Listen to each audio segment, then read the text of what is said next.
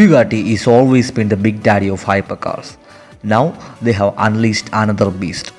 We know the Bugatti cars are equipped with an 8-liter W16 engine, which is a very big engine compared to all other hypercars when we compare it with a Koenigsegg or SSC Tuatara. Being an 8-liter engine means the engine is twice as big as compared to Koenigsegg and SSC Tuatara, nearly twice. So the numbers produced by this engine must be greater. We know that they didn't unleash the full potential of that W16 engine. Being an 8-liter engine, the car is able to produce more horsepower. We know the previous car, the record-breaking Bugatti Chiron 300 Plus, has covered a top speed greater than 300 miles per hour. The beast with the name Bugatti Bolide has only one aim: to make to use the complete potential of that 8-liter W16 engine.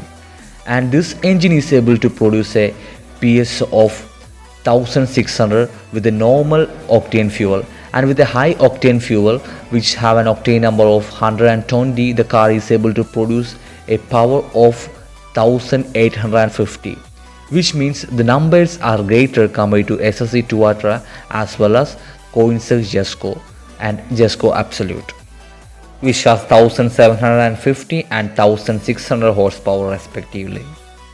The last 2 years there was a lots of various Bugatti models has been introduced.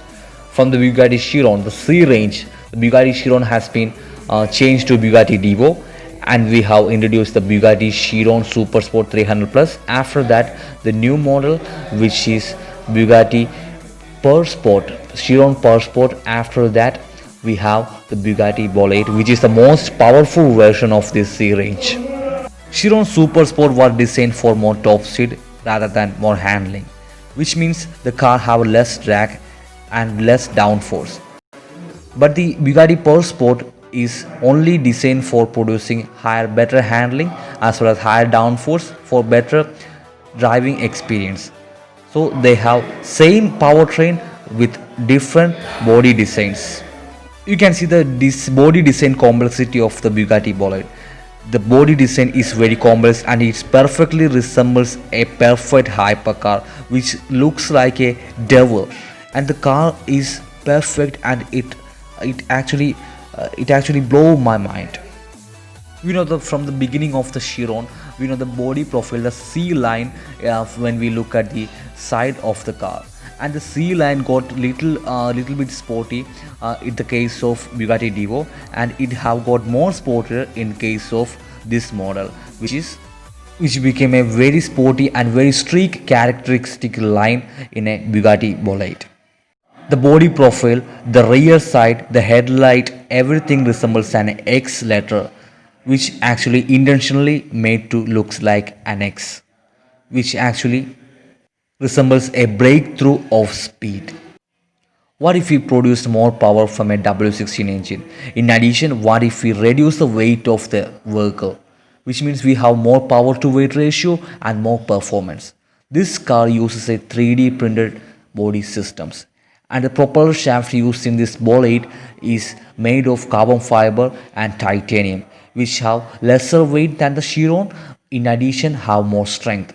And the double wishbone suspension system, frontal suspension system in this Bugatti Bolide uses a 3D printed titanium push rod, which means it have higher strength and low weight, and it's a combination of new technology, the cutting edge technology. It's a perfect hypercar using cutting edge technology like Singer 21C. The Singer 21C, we know that the car is built with artificial intelligent robots. This car is also uses a cutting edge technology for combining better performance, better strength, in addition with lesser weight, without compromising the performance and durability of the hypercar, which is a demanding one.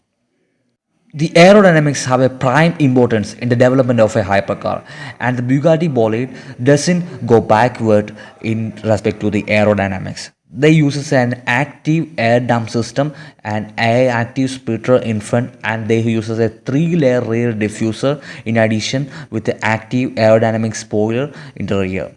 and they uses a bubble structure just like the Devo for altering the flow around the vehicle, for providing better downforce or for reducing the drag for more top speed. And they uses the bubble body profile.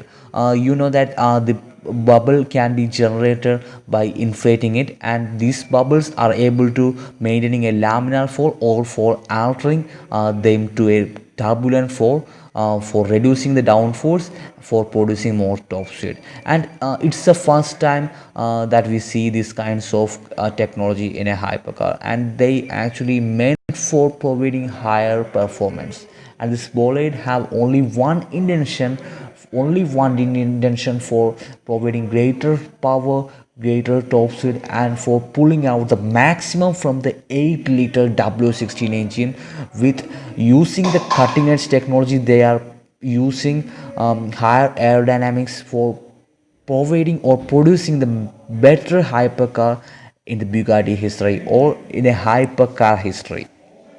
Take a closer look at this picture. In this picture, it is clear that how these bubbles are altering the flow around the vehicle.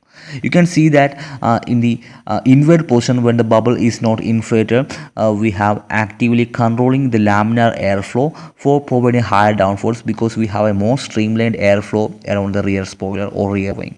And if we altered the bubbles or we activated the bubbles when the bubble is on, as you can see in the downward side, we will be altering the airflow, so we will not get a laminar flow from now when the bubbles got active, and we can able to provide a turbulent airflow around it.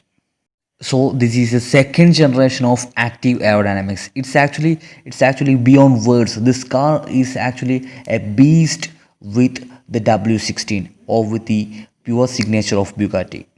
This car is claiming a top speed of 311 mile per hour, and but I don't think so. I think with these numbers the car is able to go more than that. But the car's body profiles are looks more complex, and the car looks like the car is developed for more downforce rather than providing lesser coefficient of drag. Even they have a little complex active aerodynamic systems. So this car is provided for more track oriented version. This car is a more track oriented version, and the car is not designed for any breaking records like SSC Tuater or Koenigsegg Jesko.